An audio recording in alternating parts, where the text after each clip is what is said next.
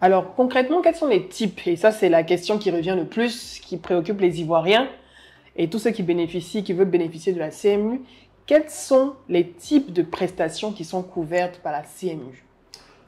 Pour comprendre les types de prestations couvertes par la CMU, il faut déjà comprendre que le dispositif de soins en Côte d'Ivoire est organisé en 3 niveaux.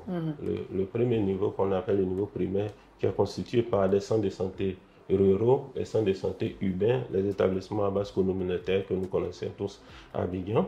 Le deuxième niveau, constitué par les hôpitaux généraux qui sont dans pratiquement tous les départements de Côte d'Ivoire. Donc, dans chaque département en Côte d'Ivoire, on a un hôpital général.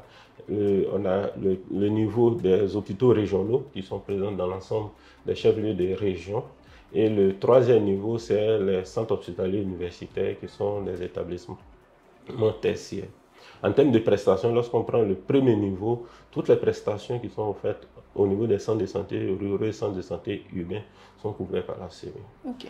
Notamment les consultations des médecins et généralistes, les consultations des infirmiers, les consultations des sages-femmes, les mises en observation, tout ce qui est les pansements dans les centres de santé, les injections, toutes ces prestations dans les centres de santé sont couvertes par la CMU.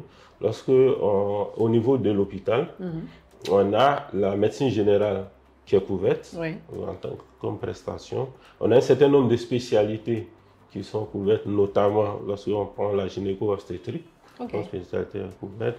Les services de chirurgie comme les appendicites, les hernies sont couverts par la CMU.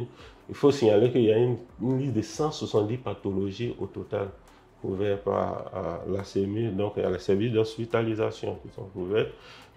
Au niveau paraclinique, par exemple, on a les examens de biologie. D'accord. Et les examens, parce que les examens sont aussi, on va dire, ce qui cause beaucoup de réticence auprès des populations parce que vous allez en consultation, mais à côté de ça, vous devez faire des examens, des radios, des scanners, et ça coûte également. Effectivement, donc au niveau des hôpitaux, les examens de radiologie standard basiques sont pris en compte.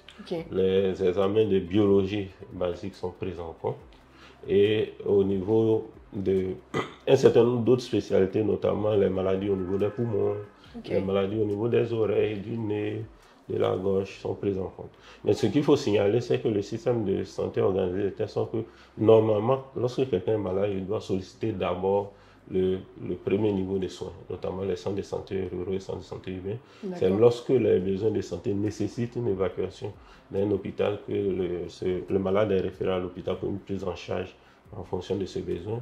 Ce qui fait que dans le cas de la CMU, par exemple, il y a un certain nombre de spécialités pour lesquelles on ne peut pas solliciter directement les prestataires. Donc, il faut forcément voir un médecin généraliste. Et lorsque le médecin généraliste estime que l'état de santé nécessite la visite d'un spécialiste, ce médecin généraliste oriente le malade vers le spécialiste. Mais l'exception a été faite pour un certain nombre de spécialités, notamment la gynéco, les services, les maladies des oreilles, du nez, de la gorge, ORL, les services d'ophtalmologie, les services dentaires et la pédiatrie. Donc, pour ces spécialités, un malade assuré peut aller directement voir ce spécialiste en cas de besoin. D'accord. Vous avez parlé de, je vais en profiter en même temps, vous avez parlé d'hôpitaux. Vous avez dit hôpitaux généraux, hôpitaux régionaux et CHU. Pour éclairer notre antenne, vous pouvez nous expliquer un peu la différence entre les trois?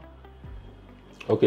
La différence entre les trois, lorsqu'on prend les hôpitaux régionaux, sont marqués par 4 services essentiels. Le service de pédiatrie, le service de médecine, le service de gynéco-obstétrique et le service de pédiatrie. Donc il y a 4 services essentiellement et des services annexes, notamment la radiologie et les services d'imagerie et le cabinet dentaire. Et l'hôpital général en fait a pour vocation de soigner les cas qui n'ont pas été pris en charge au niveau des centres de santé. Lorsqu'on prend le CHU, c'est un centre hospitalier universitaire dont la première vocation du CHU, c'est de faire de la formation des professionnels de santé et assurer la prise en charge des cas graves. Donc le CHU ne sont pas des établissements où normalement lorsque un besoin de santé bénin se présente, on doit c'est lorsque par exemple le malade est reçu au niveau de l'hôpital général de CHR et que les besoins de santé nécessitent une évacuation au niveau des CHU, on doit solliciter le CHU pour une prise en charge optimum. Ok, voilà. Donc sinon pour les premiers niveaux de soins, des consultations, l'idéal pour les populations, c'est d'aller dans les centres de santé urbains, communautaires, peut-être à minima les hôpitaux généraux, mais lorsque ça nécessite des cas d'évacuation, c'est lorsque ça nécessite des cas d'évaluation qu'on peut aller sur recommandation de médecins, bien sûr, dans un CHU. Voilà. Et il faut juste préciser ce qui fait que dans le cas de la CMU, par exemple, la médecine générale n'est pas prise en compte au CHU. Okay. C'est la consultation de médecins spécialistes seulement qui est ouverte au CHU. Donc la médecine générale n'est pas prise en charge par la CMU au sein des CHU. Des CHU. Ok, d'accord.